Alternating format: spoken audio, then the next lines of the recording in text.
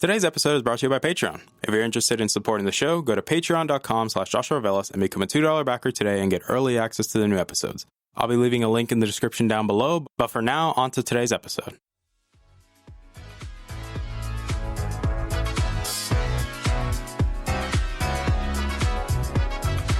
You're listening to the Augment Experience podcast. I'm your host, as usual, Joshua Velas.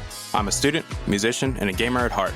Join me as I sit down every week to talk about all the latest news in the technology, business, and video game world. I hope you guys enjoy.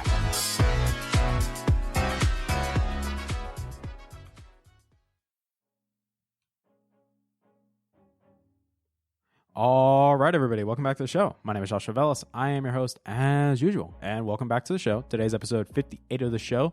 Also, I will say this now. Thank you guys so much, because we are about to hit 600 downloads. Maybe when this episode comes out, we might hit that like goal.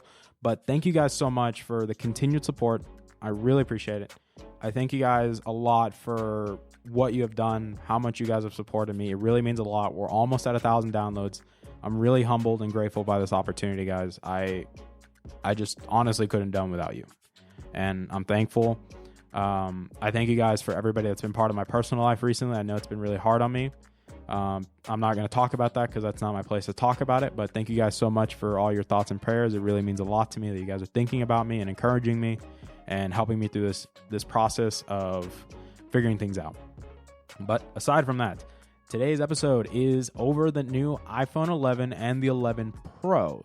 And when I say the 11 Pro, that includes the Max, but you know, I'm not putting it in the name, but you guys get what I mean. So should you care about the new iPhones? And this is I'm going to do this a little bit differently, like I said, because I don't like doing what everybody else does and just like, oh yeah, you should totally buy the new iPhone. Like, the new cameras are amazing. Like, okay, we get it. We get it. These phones are clearly improved from last year. There's clearly a spec performance bump that is very, very noticeable. And we're not going to stand here and pretend like it isn't, because the spec bump is very incredible. When we look at it, like, it really is. Like, the amount of changes that have happened with these new iPhones is very strange, because we haven't noticed this big of a jump.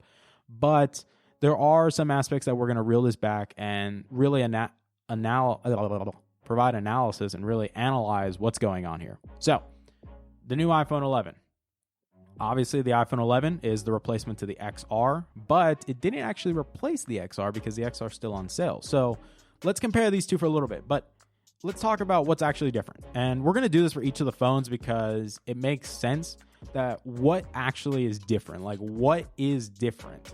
And realistically, the only thing different from the XR to the 11 is, besides the name, and finally a normal name, is the 11 is going to have 2 cameras.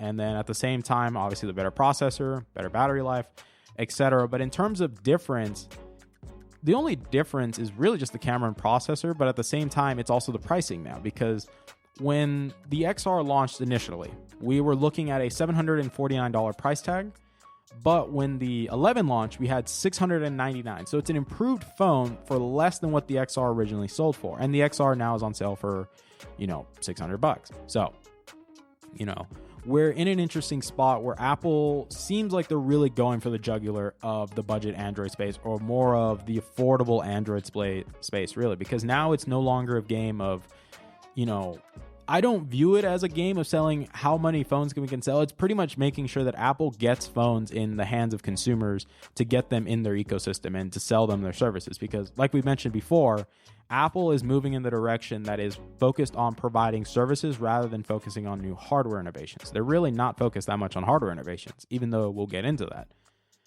But when we look at it, it's very interesting because these phones are almost identical. Like, realistically, I do not see a reason to go. If you have an XR, don't upgrade. You have an amazing phone, and realistically, there's no reason to upgrade from the XR to the 11. But I would understand why people would want to do it. And here's my argument. My argument for it is more in terms of what Apple has been advertising these new iPhones for, and it's pro video. And the vloggers, the streamers, the people that want to make YouTube videos with their phones. These are the kind of people that Apple is trying to focus on with these new phones because of the improved cameras. And we'll talk about those cameras because it is important for this whole, should you even care? Really, should you care about the new iPhone? And when I think about it, I understand why somebody would want to upgrade. For the person that's interested, for say, that wants a great camera that they can use and wants that Apple ecosystem, wants that security, wants all the benefits that come with Apple, especially because video is a very strong suit for Apple. While I would say it's not as professional as the LG, because you guys, if you don't believe me, you can go watch or really listen to the episode with me and Juan did on performance benchmarking last week and get an idea of how Apple was actually pushing this narrative of pro video. Even though, yes, they obviously are coloring it because they are using more expensive equipment than the average person can own, but you get my point, is that this bigger emphasis on video and camera quality seems to be Apple's priority with these phones. And then the performance is helping a lot, because now, obviously, yes, we can run the benchmarks and we can run the Geekbenches for the A13. We really could, but it's not going to help us. It's not going to accurately describe what can this chip do. What is it actually accomplishing? What is different that you couldn't do before?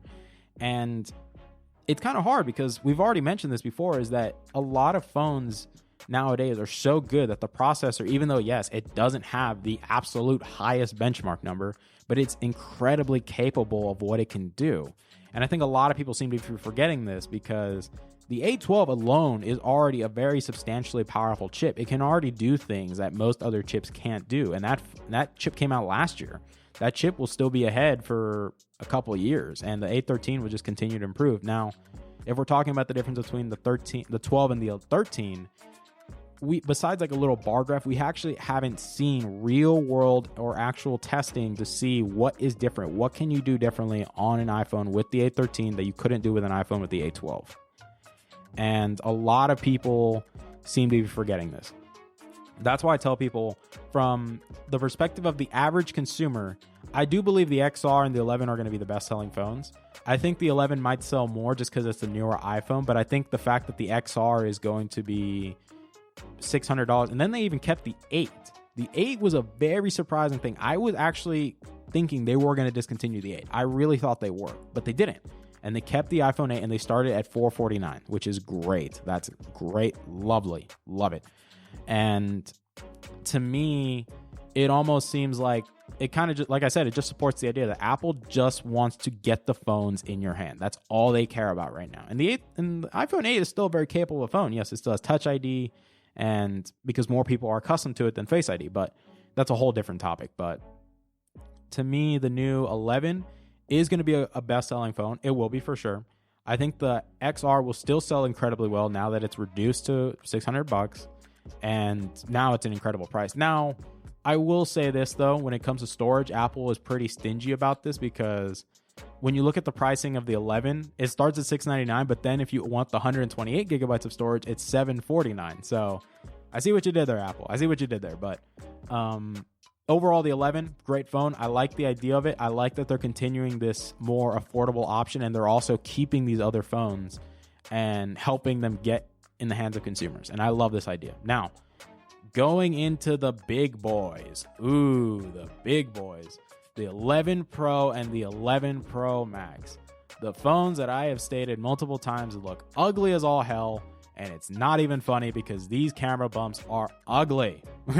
Like, I'm not going to stand here. These things are ugly. I like the coloring idea. I like what they did with the whole making the phones more durable, and there were some improvements that I will give Apple credit, that when we look at the new iPhones in comparison to the XS and the XS Max, I hate those names, by the way, there's some big improvements. There clearly is. We're not going to stand here and pretend like there isn't, because there's some fundamental improvements that have made the phones, I'd say better phones overall. And besides camera quality and besides performance, I think the overall design of the phone kind of shows that, even though, yes, I will be honest, the screen still has that ugly notch. They haven't done anything with it. Still kept the same design language. But the back is where I think it seems more interesting in what they actually did under the hood. But to me, the fact that they made the phones more durable and they made the back this matte, I'd say mixture of glass matte material, is a really good idea. It definitely helps, and it definitely makes these phones more appealing. And I think that's a good thing. Apple needs that right now, because more appealing phones are better. And overall, I think in terms of going into like the whole structure of the phone, it is a very durable phone. iPhones have been known in terms of, if you watch Jerry Rig Everything's recent video, the back of the phone is very durable, and overall in terms of the bend test, it flawlessly passed the bend test. Even though, yes, like it still has some interesting aspects that aren't nice. Like I said, like the most durable glass claim and everything, which it is a pretty durable glass, I'm not gonna lie. But there are some things Apple can do. But one thing that Jerry Rig Everything brought up that's really interesting is that even though, yes, the iPhone 11, the 11 Pro now has water, IP68 water and dust resistant, it actually is a better one than what every other Android phone has. Because obviously the main selling point, like we talked about with me and Juan one time, was water resistance and IP68, that if it doesn't have IP68, it doesn't matter. But Apple did something interesting. They put IP68, but they actually went even further and improved it even better. So instead of the normal benchmark for IP68, which is 1.5 meters to 2 meters, which roughly translates to about a couple feet, Apple decided to go with a 4-meter water and dust resistance for 30 minutes. And that is incredible because no other phone can claim that. Every other, look at it. You can literally look up every water and dust resistance rating for each of the modern flagships, and none of them have anything on the 11. So I applaud Apple for doing something kind of substantial. And this is very important, especially because these phones are advertised to be more professional phones, even though, yes, it has Pro in the name, because why not? There's still some things that I will say that is kind of disappointing, and we'll really go into it. So to me, the main improvement, besides the performance under the hood and the software optimization, then the camera. The camera is key here because now Apple's decided to add this triple lens setup. It's a very, very intuitive triple lens setup. I will say that. Now, is the camera software on par to handle these pro settings? No. But, well, it's still lacking some pro settings that we have seen on other phones like the LG and Sony Xperia. But overall, I'd say for the average consumer and even just like the quote unquote vloggers, or really people that want to create content on their phone, like using an iPhone, I think these are very impressive, especially with what Apple has done recently with these phones. The camera quality, especially stills, has improved dramatically, especially with the night mode. Like, it is giving the pixels a run for their money. And while, yes, I do agree that there's some tools inside of it that some people have been mentioning, like, you know, you can edit specific pixels because there's more detail in there that you couldn't do these on the pixels without third-party apps and things like that.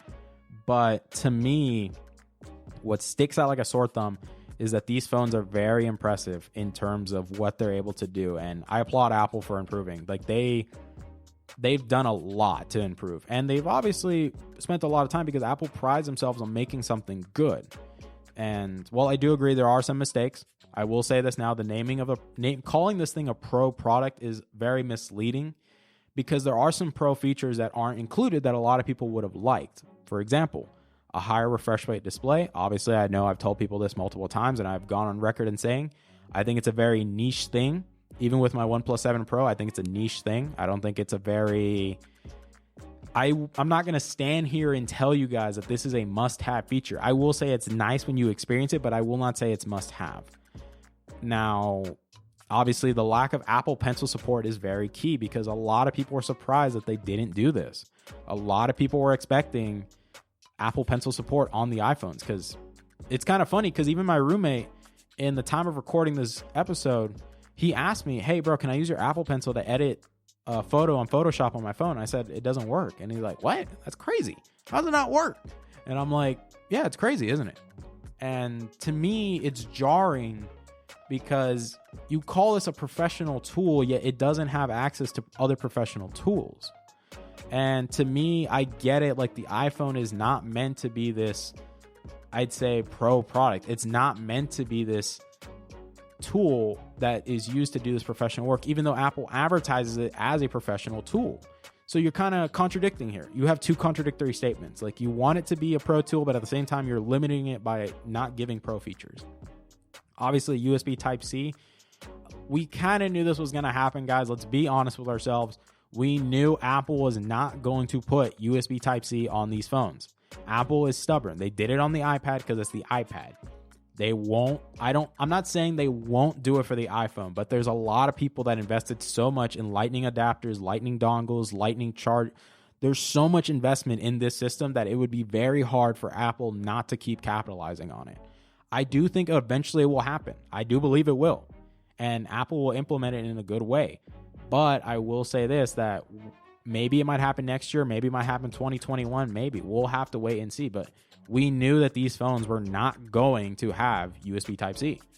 And that's kind of a bummer because it's like, you know, a lot of us wanted that. We wanted these more pro features. Like we wanted these things, especially with iPadOS launching on the 24th of September, which at the time of recording is the day I recorded this. But overall, when we go into the we go into the software improvements. Apple has done a great job with the software improvements and optimizing it with the hardware, because the amount of extra battery life that has been given to these phones like is astonishing. Like I've seen people posted pictures on Twitter saying they were getting like 8-10 hours of screen on time at 50% battery. Like that's absurd.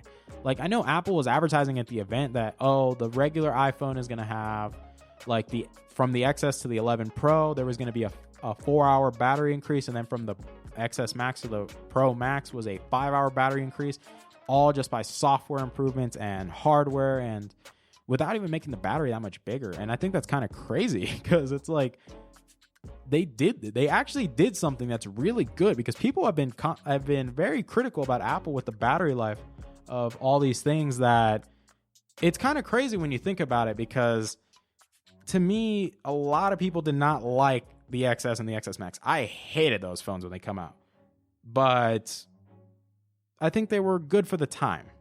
Like I've told people this multiple times when we think about the XS and the XS Max, like besides hating the name because the names are really stupid, but I think a lot of people, when we think about how we go from the XS and the XS Max to the Pro and the 11 Pro and the 11 Pro Max, it's a big difference that a lot of people don't seem to understand. It's not just because of camera, it's not because of hardware, but it's just like the amount of detail Apple actually put towards these products is incredible. And I agree with a lot of people, even though, yes, I still think it's very stupid to do it.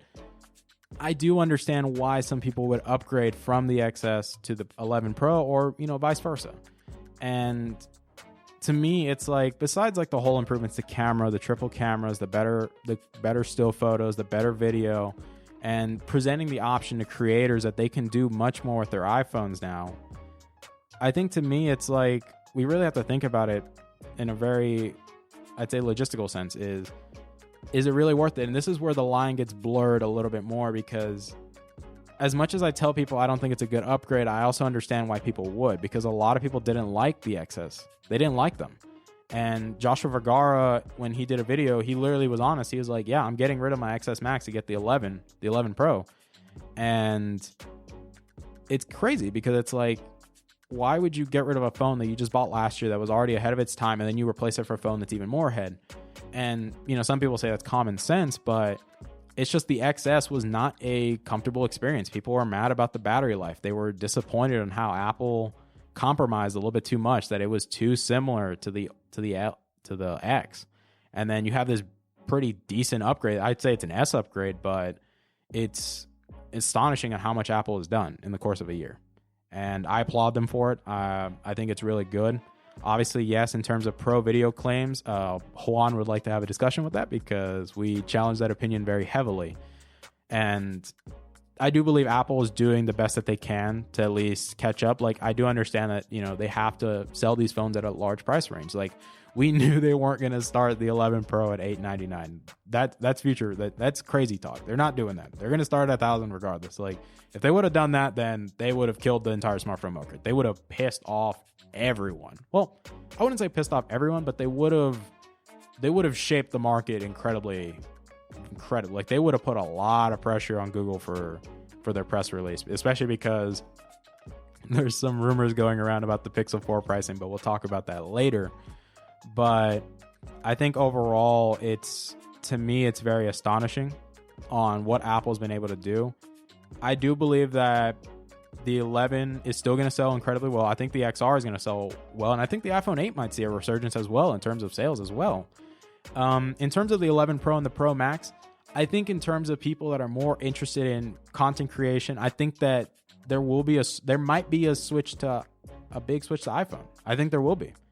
I still think smartphone sales, even with these sales, it's still not going to help Apple's smartphone sales because, like I said, the market is still in declining. We need more compromise. But as I mentioned in the video breaking down the Apple event, Apple compromised so much that it really set the stage for the whole year. It's setting the stage for the upcoming year. And to me, these iPhones are a step in the right direction. Yes, I do agree. The 11 Pro and the 11 Pro Max should not have been called Pro because there are Pro features missing, like Apple Pencil support on iPhones, a higher refresh rate display, USB Type-C, things like that, reverse wireless charging, things like that. But I think in terms of what Apple has done, these are great incremental upgrades. But I want to make that clear. These are incremental upgrades. This is not a full generation upgrade. Next year, the 2020 iPhones will be a big upgrade. So let's keep that in mind. So I hope you guys enjoyed today's episode. Again, I'd like to thank you guys so much that we're close to hitting 600 downloads. We're probably like 5 downloads away from hitting it. So thank you guys so much for encouraging me along the way. I thank you guys for everything you've done. I hope that you guys continue to come back and listen, continue to support me. Keep listening to the episodes that we bring guests on because it's a fun time for me to have somebody on and talk and, share their experience and knowledge that they have on a specific topic. And to me, it's just incredible. I thank you guys so much for everything you've done. I love you guys to death. I hope you guys enjoy. I know this is I'd say shorter episode in comparison to what we've recently been doing, but I didn't want to do the stereotypical YouTube, you should go out and buy this new iPhone. Totally, go buy it. But I'll let you think about it. That's what I'd rather do is I'd rather let you think about it, share my opinion on it, and, let you guys decide what you guys think we should do or what you should do. I'm not telling you shouldn't buy it, but I'll make you think about your decision. So I hope you guys enjoy. Thank you guys so much for your time and listening. I love you guys to death. Have yourselves a wonderful week, and I'll see you guys Friday. Bye, guys. Hey there. Thank you for listening to today's episode. I really appreciate it. Thank you guys so much for taking time out of your day and listening to today's episode. If you're interested in supporting the show, whether it be financially, clicking the follow button, or just sharing the episode, it all works for me, guys. Thank you guys so much for your time, and I love you guys to death.